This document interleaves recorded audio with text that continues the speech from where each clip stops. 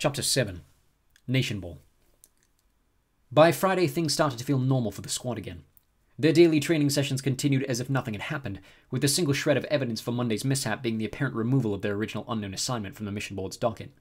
Without any goal to work toward, they continued basic training as they had done the previous week, with various scenarios echoing a short form of their excursion to Finland. It was also obvious that Emma was given a pass on matching their intensity. Whatever had happened on Monday, Emma was no longer being put into scenarios that really tested her. Where she had previously served as a sort of squad executioner, her knives had noticeably been replaced by rifles. Liz was given no such luxury, but despite her relative exposure within the squad, the setback provided a wave of relief from the missing mission, which she had worried violated her family's initial agreement. With the attitude of the squad still off for the remainder of the week, Xander decided to take them on a weekend morale booster, going to the city's indoor water park, Farrow's. Located in the back of the shopping center like the bowling alley, Farrow's was 10 times the size of the pool area in the residential building. A dozen different slides whizzed around the inside of a massive cavernous room, decorated without spot like an ancient Egyptian metropolis.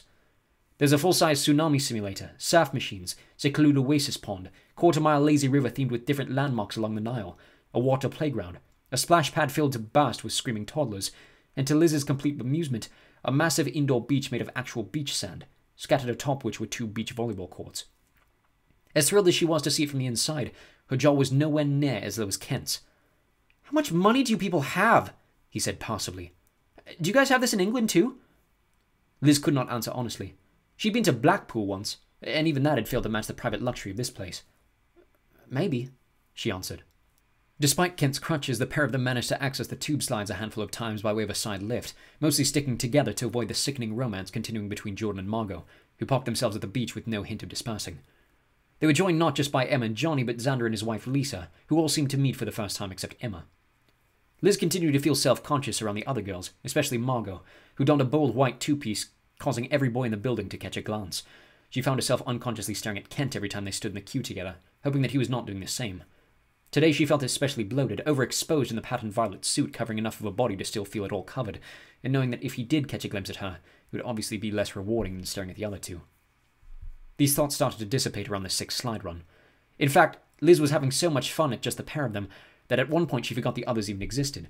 She started asking Kent basic get-to-know-you-better questions, all of which he cited plainly and bluntly, before something seemed to break from him and he started asking her things instead, taking an interest in her family and where she came from. There was only so much she was willing to share, but what she revealed was far greater than anything Kent submitted about his, so she let him continue asking rather than answering, and by the end of that evening Liz finally felt like she had started making friends with her next-door neighbor. The following week, the results of Xander's team-building excursion were starting to pay off.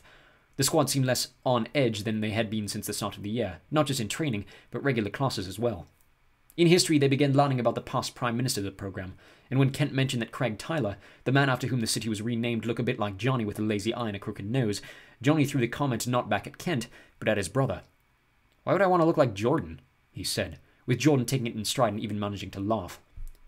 Back in the common room, Liz felt less of a desire to escape the others and run upstairs to her room.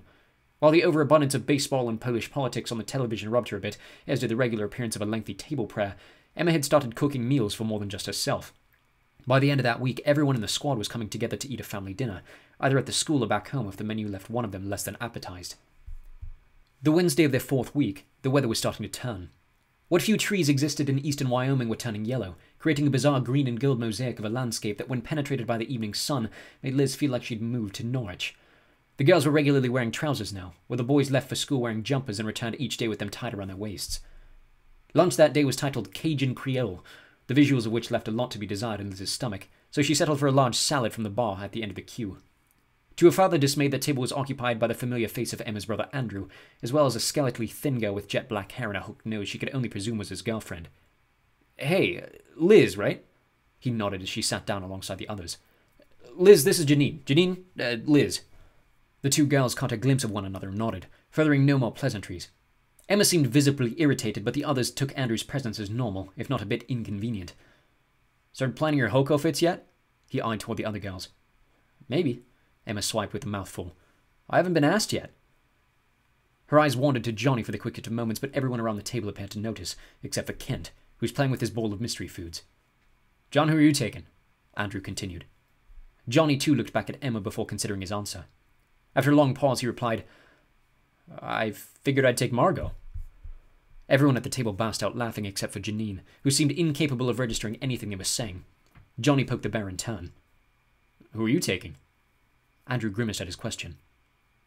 "Well, Janine, obviously." Then came Emma's voice, which seemed to blurt out before she could stop herself. "What happened to Isla?" The laughter which had died was now replaced by complete silence. Even the noise in the cafeteria seemed to diminish all around them as Andrew glared at his sister. Janine looked up, but her face still showed no sign of caring. "Don't worry about it," he returned. "Seems like you're doing fine." She nodded, gesturing to Janine. "Don't be an ass." Andrew frowned. Emma just shrugged. "You could always take Pema." Andrew stood up loudly from his seat, drilling his knee against the underside of the table. For a moment Liz thought he might lunge across the top and throttle her. He seemed to consider it. Finally he shot his finger in her face with gritted teeth. "Your mouth is going to get you killed." He held the pose for a second longer before grabbing Janine's arm. "Let's go." They left their plates behind, still half filled with uneaten food. All eyes turned to Emma. "I liked Isla," she shrugged. No sooner had the pair left than Andrew's seat was taken by someone else. A nerdy-looking boy, maybe a year or two their senior, sat down without invitation. Jordan's expression was utter bewilderment. "Hey, Emma," the boy said in a rather squeaky voice. "Glad I could catch you. I've been meaning to ask you something." Jordan glanced around the table at each of them in turn, his face unwavering, before catching Liz's eye and mouthing, "Who is he?" with a few additional expletives. Emma stared in disbelief. "Yes?" "So first," the boy continued analytically, "I overheard you say to Andrew that no one has asked you to the homecoming dance this year." "Oh, good Lord," she blinked, searching for anyone else to take her place. "And I figured, since your dad and my dad have worked so closely together over the years, you'd feel comfortable enough for me to ask you." He continued before she had a chance to respond. "Now, I know you're a freshman and I'm a junior, and so that might turn some heads, but really, I'm not asking you as a date necessarily, just as someone to take you who has experience with these sorts of things. I was going to ask your dad first, because I'd want it to be okay with him first, him being the prime minister and all, but I figured you're your own person, and you deserve to have the question asked directly." "Radley!" Emma finally held up a hand to interrupt him. "Stop." Her face was the same color as the ketchup on the table. "I'm sorry, but no." The boy was perplexed by her interruption. "But I thought—" "I don't want to go with you," she said sternly. I'm sorry, but no." He stared at her with his eyes peeled, apparently unable to understand her answer. Emma glared back, stone-faced, waiting for him to disappear. Finally he did. Without a word, without an apology, without even so much as a note of dismissal, the boy simply stood up from the chair and rushed off. When he was out of earshot, Emma released her breath and swore loudly. Jordan burst into laughter. "There's no way he thought that would work."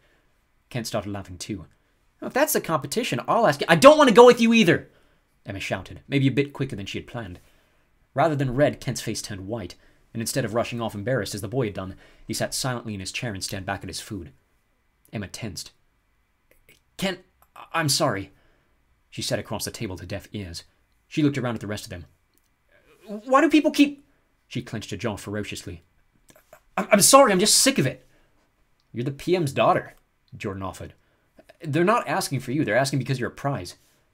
Margot shot him a nasty look, but then turned away before he could notice. "Exactly!" Emma screamed. "I'm freaking sick of it. I don't need anyone. I don't want a date. I don't want a boyfriend. I don't—" She stopped herself, unsure of what else she needed to say.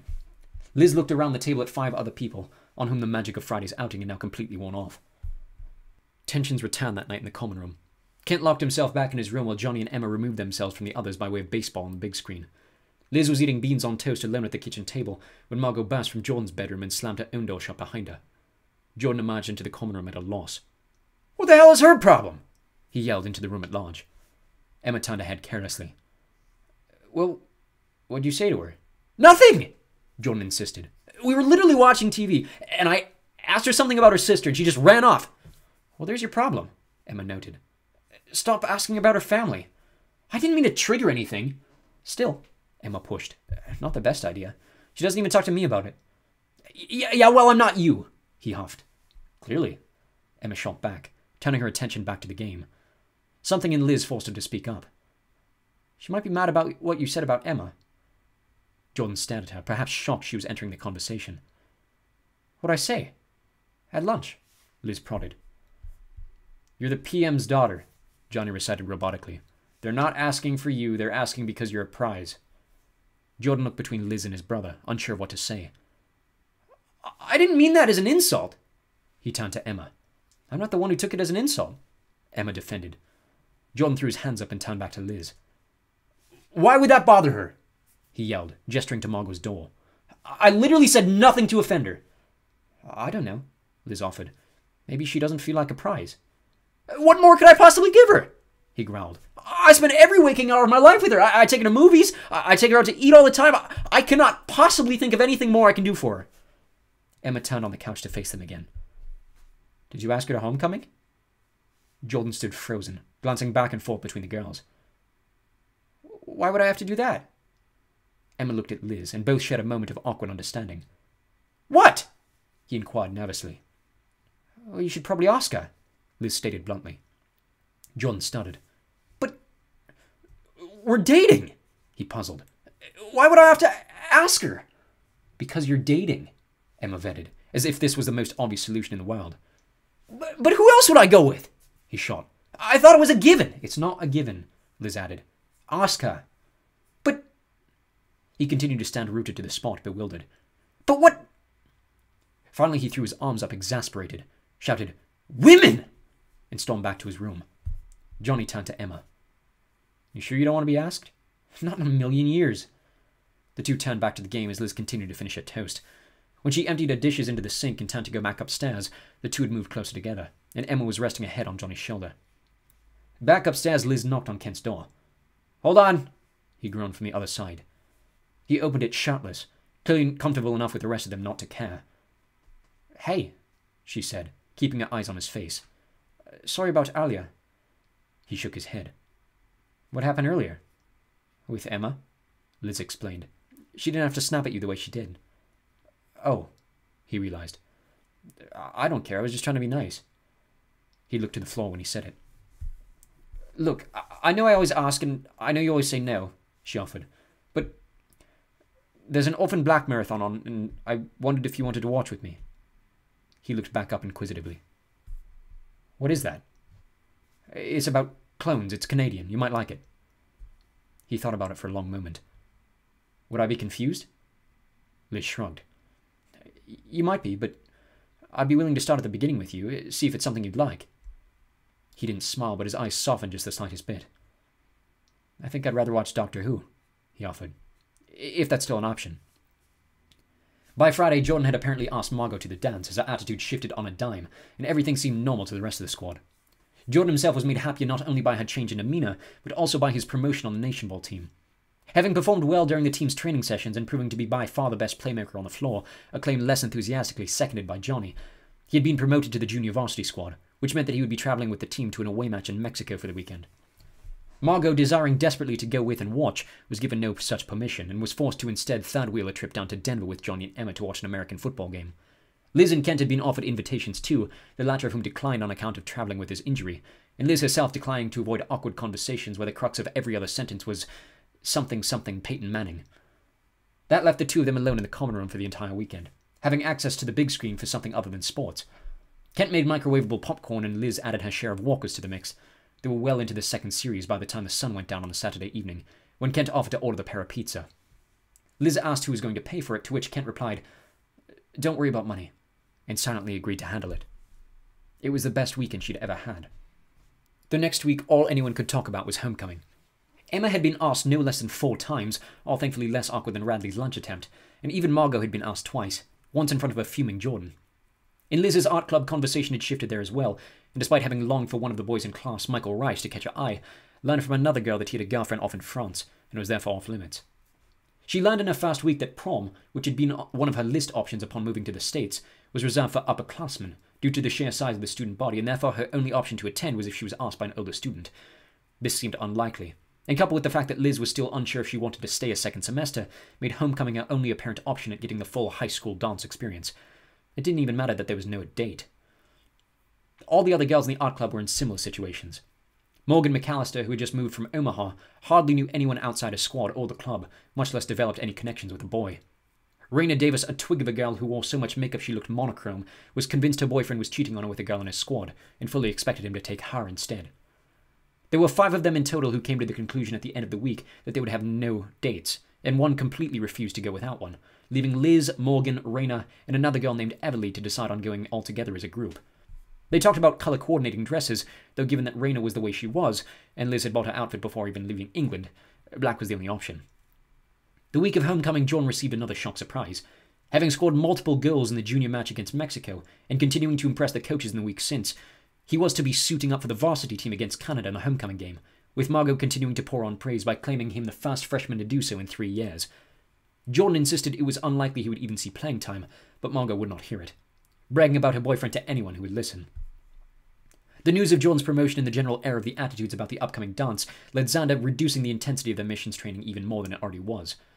Weapons were non-existent all 4 days of the week, and the usual exercises were replaced by training in field medicine and emergency scenarios, to which Kent seemed to take a liking.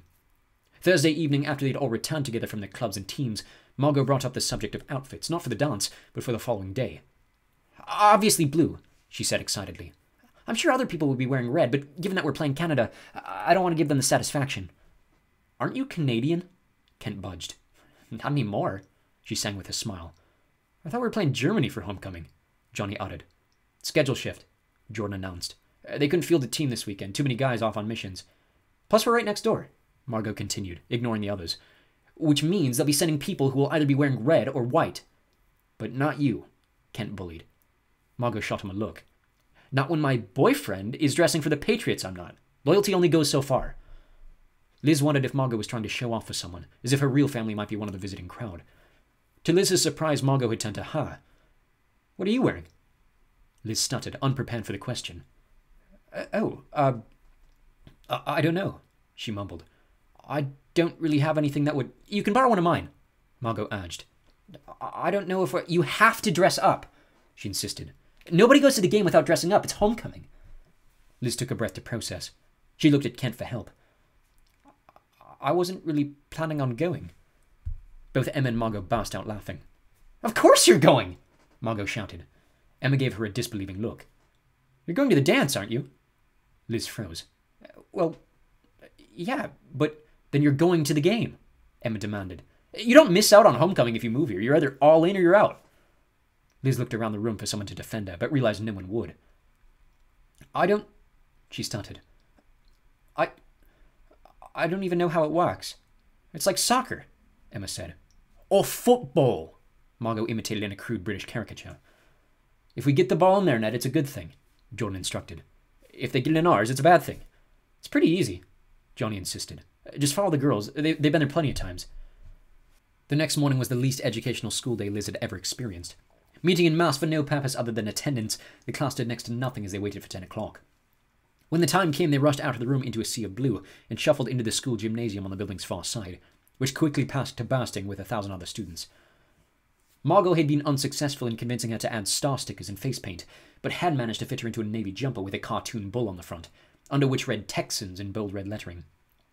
She and Emma were decked to the hilt, hair bows, multicolored plastic jewelry, red eyeshadow, and stars and stripes adorning every visible inch of cheek. They both wore matching blue jeans, on which they had decorated flags and flames with fabric paint. Jordan had successfully convinced Margot to let him paint his hand white and then smack her backside, leaving a very noticeable mark which Liz was shocked had not yet been brought to the attention of a teacher. Other kids had taken it even further, with one boy in what she now realized was a designated senior section dressed head to toe in a white Regency wig and matching attire, apparently to emulate the look of the American Revolution. Only now did Liz notice the enormous crest painted at center court, a large blue 18th century soldier, under which read, "Patriots, United States." She'd never given much thought to the colours and mascots of the different cities.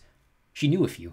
Britain were called the Royals, the colours the reverse of the United States, and the logo a regal lion much like that on the coat of arms. Germany were Deutsche Adler, though everyone in Britain just referred to them as the Eagles, and her brother had always found a crude fascination in the light and dark blue chicken which represented France, the Cocks. She realized she did not know the mascot for Canada, and was curious to find out. The pep rally began with a word from the assistant principal, Mr. Jarris, who gave an awkwardly silent prayer to bless the weekend ahead of them. A few kids snickered, as though their weekend to come was in need of preemptive forgiveness. After this, the school band marched out and played the national anthem, followed by a school song and other patriotic hymns Liz recognized from stereotyping on the telly. This was followed by the cheerleaders leading each level in a sort of competitive cheer, then the dance team, who performed to music far less patriotic than what had come before. Liz recognized Mr. Della, their fitness instructor, who had also apparently been the manager of the Nationball team. He took the mic and called down a handful of senior players, who gave rather unenthusiastic remarks about their season so far, promising their first victory of the year over a Canadian side they referred to as easy. The cheerleaders returned to lead a set of 20 volunteers in a bizarre balloon-popping game, at which a number of boys involved appeared a bit overenthusiastic about bouncing on one another's laps, followed by another performance, this time by the school choir, and then finally one last rendition of the school song before they were dismissed for lunch. Making room for the evening ahead, training was shifted up several hours to take the place of the afternoon classes, but when they arrived at the training center, Xander dismissed them from the building entirely, instructing them to run 10 laps around the perimeter of the student lawn and then call it a day. Kent, who had skipped the previous day's session for a checkup on his leg, was thrilled to learn that his leg was healing far faster than normal, likely on account of his effect, he explained, and was now permitted light exertion away from his crutches. His inability to match the speed of the others made Liz only slightly less embarrassed by coming in otherwise last place. The early evening hours crawled past. John disappeared right after training to prepare with the team, leaving an anxious Margot hanging out in the common room, desperate for someone else to give her attention. Johnny remained in control of the telly, glued to the screen regarding some arms treaty being voted on by the United Nations, while Kent was doing laps up and down the stairs, testing the strength of his leg further now than he was permitted to do so. Liz thought the fervour with which he strained went a bit beyond light exertion.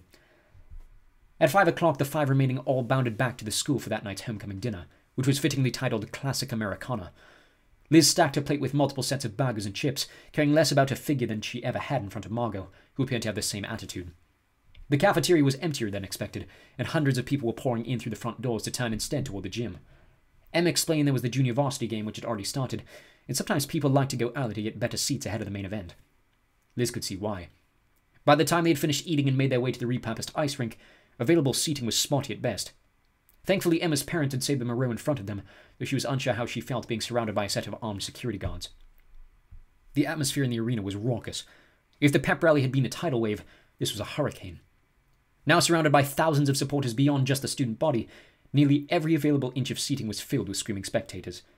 Flags, posters, and bunting adorned the upper edges of the hockey boards, save for the single section behind the far goal, above which sat a single Canadian flag. Behind this, every single supporter wore not red, but white, and in the surrounding chaos of navy and blue, their silence was deafening. Liz saw the scoreboard and understood why.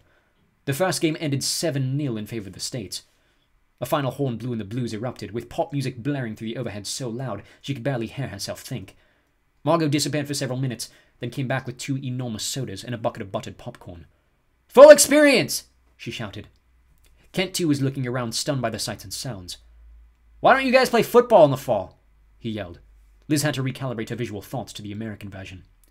"Plenty of reasons," Margot shouted back, her mouth full of popcorn. "Head injuries mostly, but who else would we play?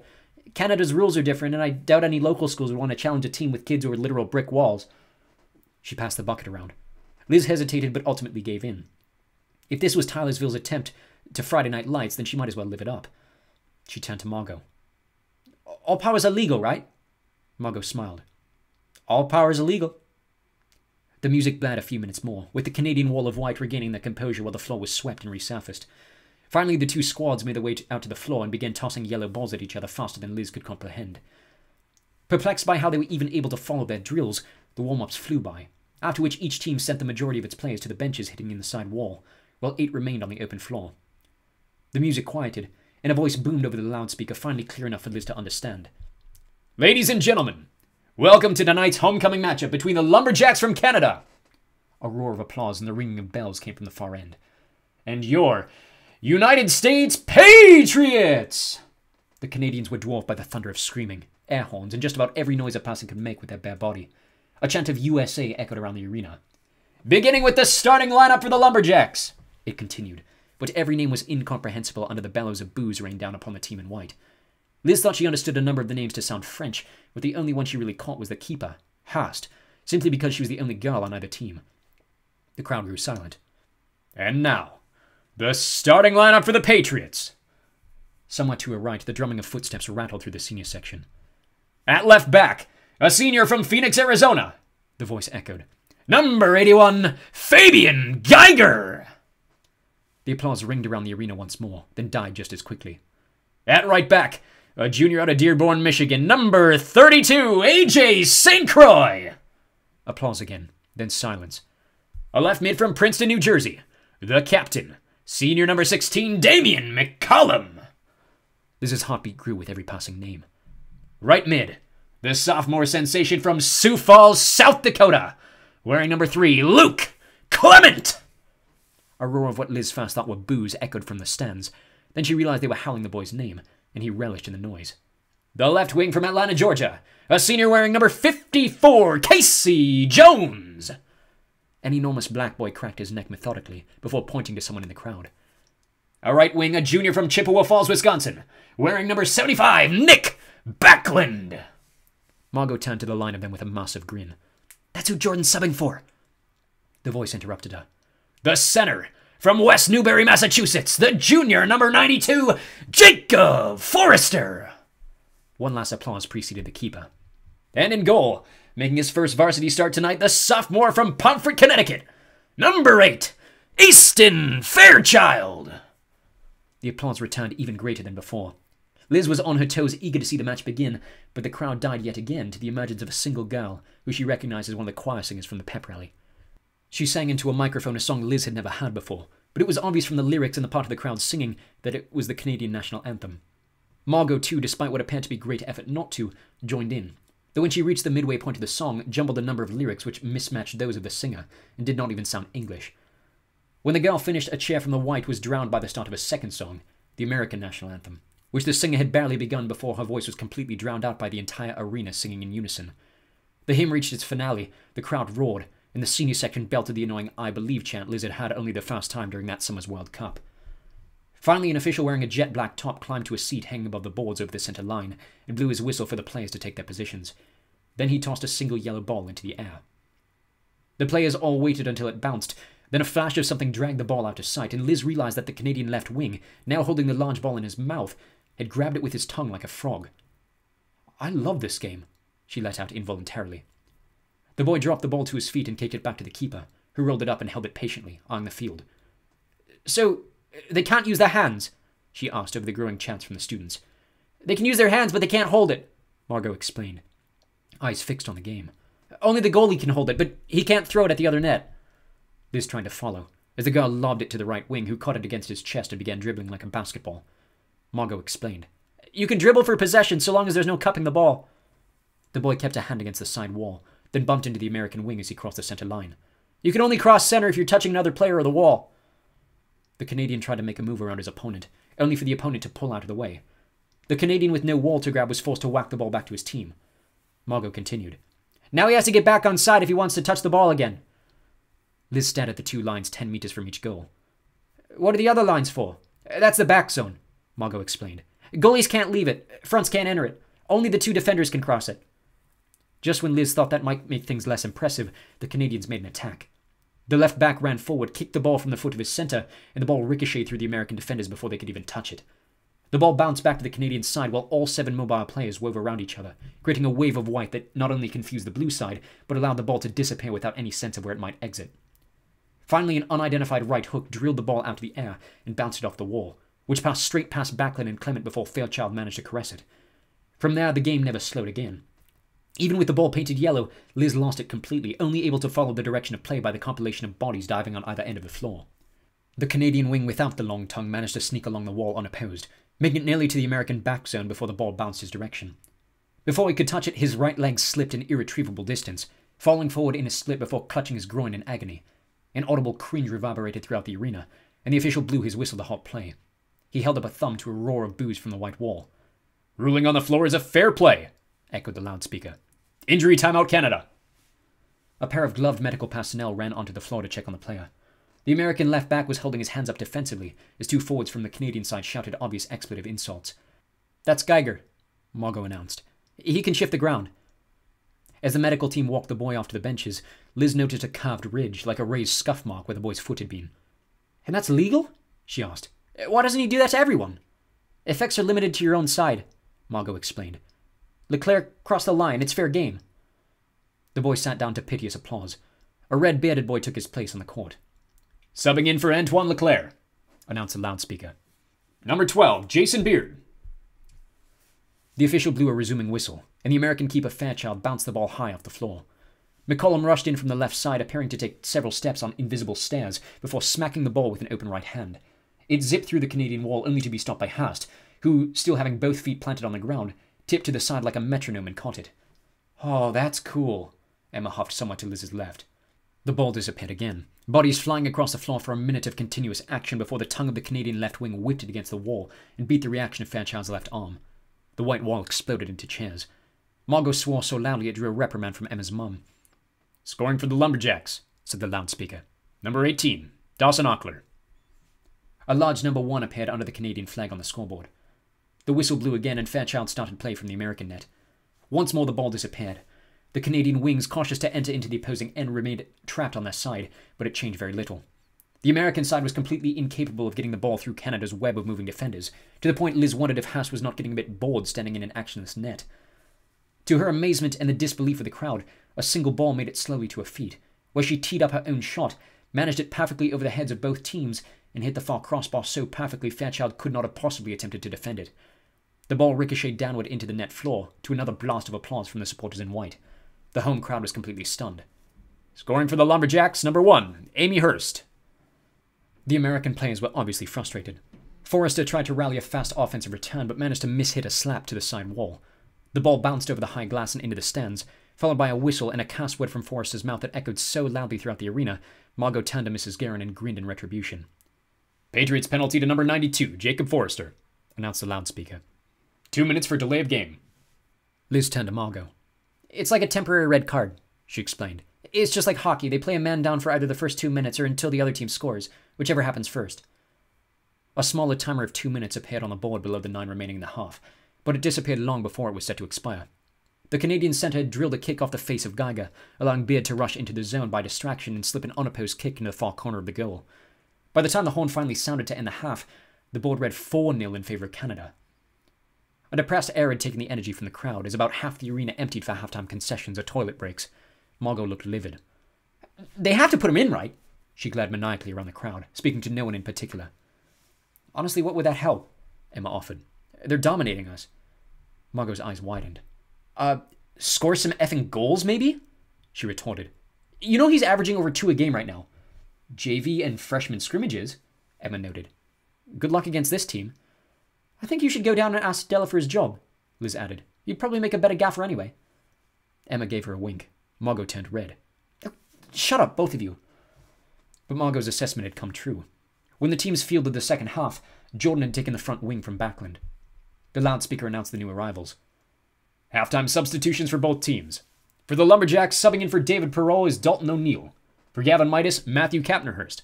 Substitutions for the Patriots. For Casey Jones, Holden Gaspard. For Luke Clement, Austin Michelson. And for Nick Backlund, Jordan Delarue." "Let's go, Jordan!" Margot screamed, but her enthusiasm was in stark contrast to the rest of the fans. A melancholic taunt from their own senior section echoed "freshman" as Jordan took his place, though from where they were seated he did not seem to notice. With no hesitation, the starting whistle led Fairchild to whipping the ball to Michelson, who knocked it to Gaspard, who kicked it down to Forrester, though he missed the pass and the ball fell back into Canadian possession. It disappeared in the returning weave, and Liz joined the crowd in sitting on her hands, waiting for Fairchild to miss another shot. When the ball finally crossed centre, the one who dove to block it was Jordan. Margot squealed as Jordan got back to his feet, retaking his spot in front while Forrester corrected his mistake and fouled on goal, though Haas made an easy claim.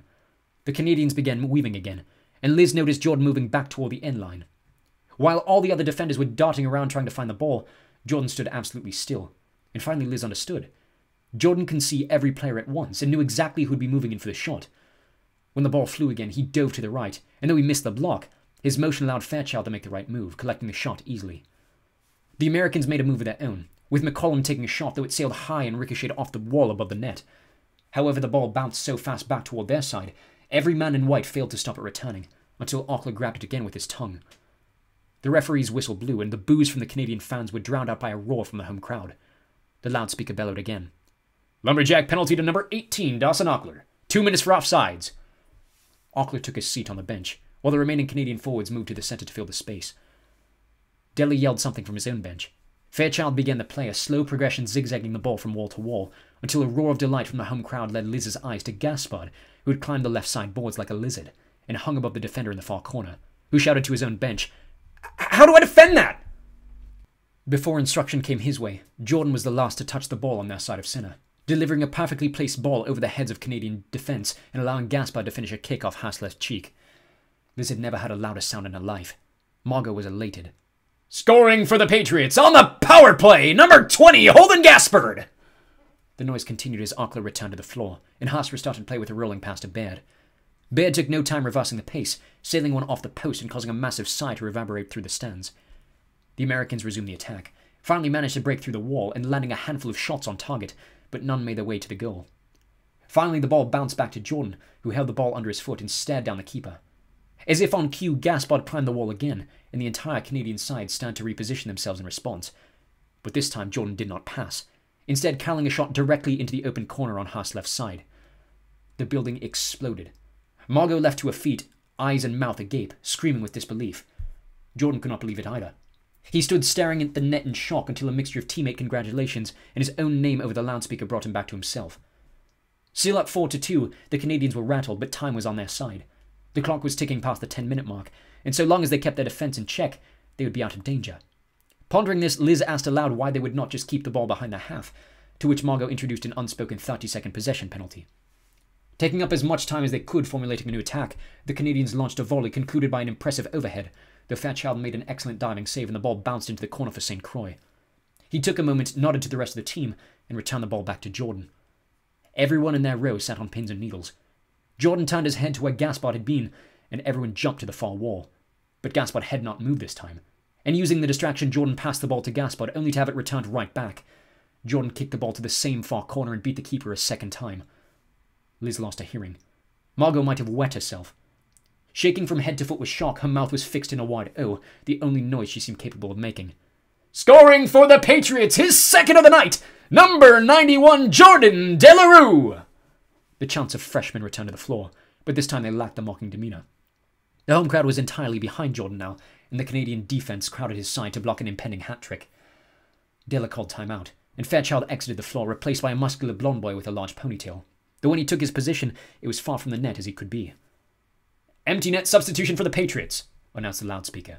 Number 64, Van Hansen. Liz turned to Margot, hoping she had caught her voice enough to explain, but it was Emma who answered instead. It's like hockey again, she explained. Teams can pull their goalie for an extra attacker, but they can't cross back into the back zone. But the defenders can't hold it now, can they? Liz asked. Why would they do that? 1 goal a game, 4 minutes left? She pointed to the board. Sometimes a risk pays off. Della yelled something to Jordan, who stepped back to midfield and allowed Hansen to take his place on the wing. The Canadian defense dispersed, and the American defenders pulled together to guard the empty goal. Are they going to let him shoot? Emma asked aloud. They better, Margot growled. Hurst aired a high kick over the court, hoping to catch the crossbar as she had earlier. The shot dropped too low, allowing St. Croix to head it up to Jordan, who set it like a volleyball to McCollum. McCollum hammered it downward at the feet of the Canadians and caught a pretty deflection off a toe which would have beat Hurst on the redirect, but the shot bounced wide. One of the defenders whistled one past the American front, but Jordan again made a spectacular dive and let the ball ricochet peacefully back to the defenders.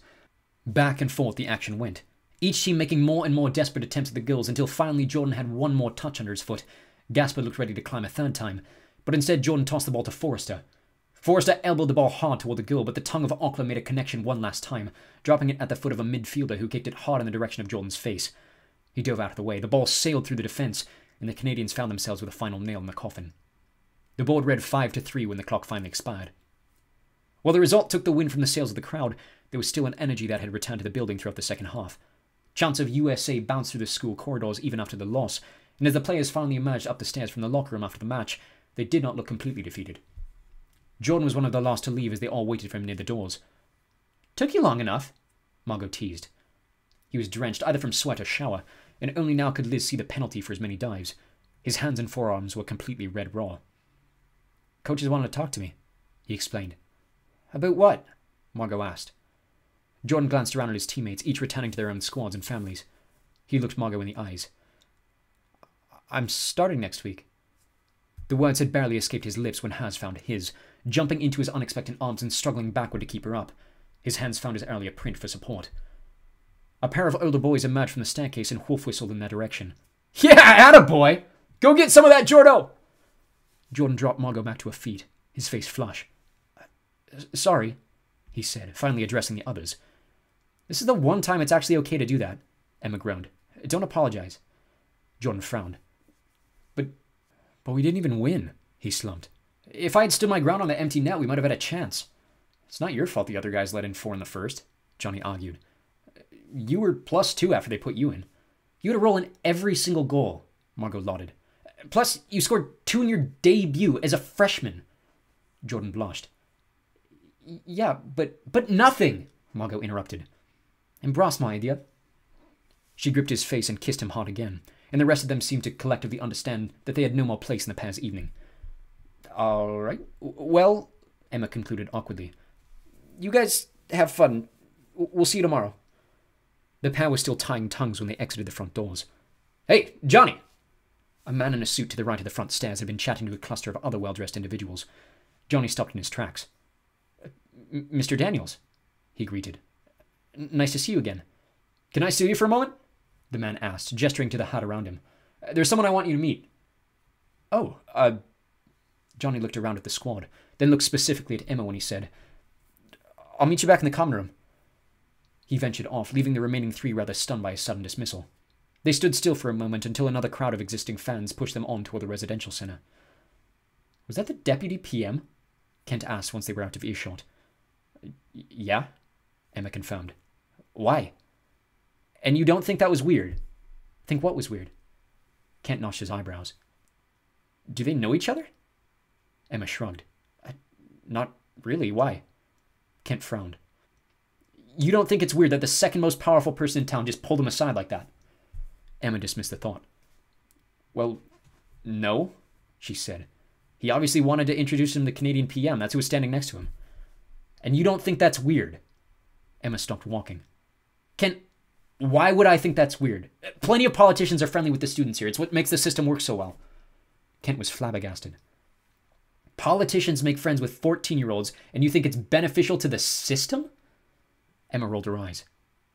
Kent, honestly, you don't know enough about the system to be criticizing it. Shane is obviously keeping an eye on Johnny because he thinks either him or his abilities are beneficial for Shane's vision to the program. It's common. It happens all the time. And if you really wanted to learn how things work around here, you'd find a politician of your own to take an interest in you.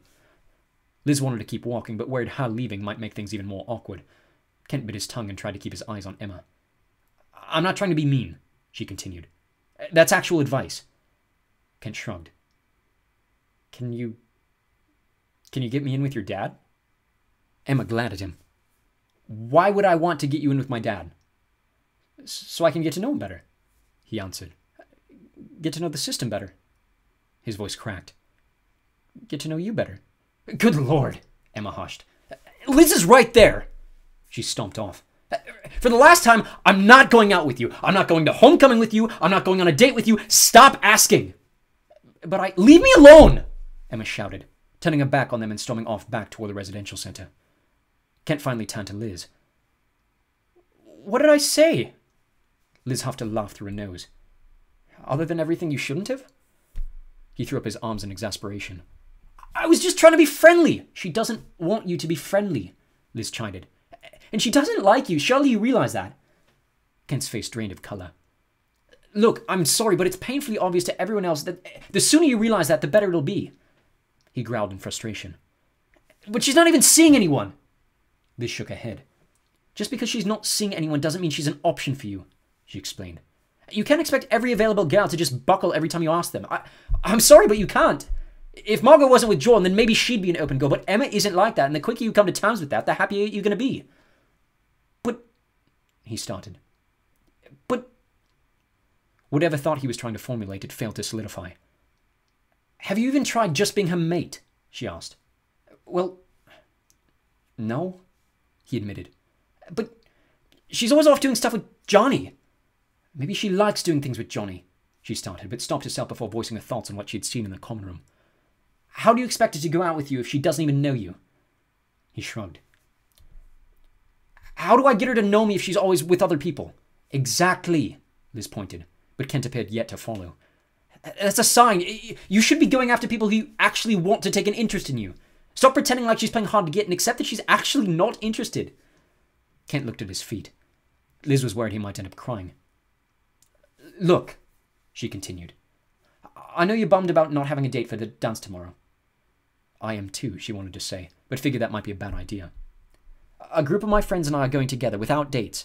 I think they'd be more than happy to have you with. I'm sure one or two would love to have you dance with them. Kent looked over his shoulder at Emma, who was just reaching the building, then back at Liz, who tried to remain as resolute as possible, though she felt unexpectedly vulnerable. All right, he agreed softly. Fine, I'll come. What am I wearing? Do you have a black suit? He nodded. A black tie? Yes. Then that's all you need, she concluded.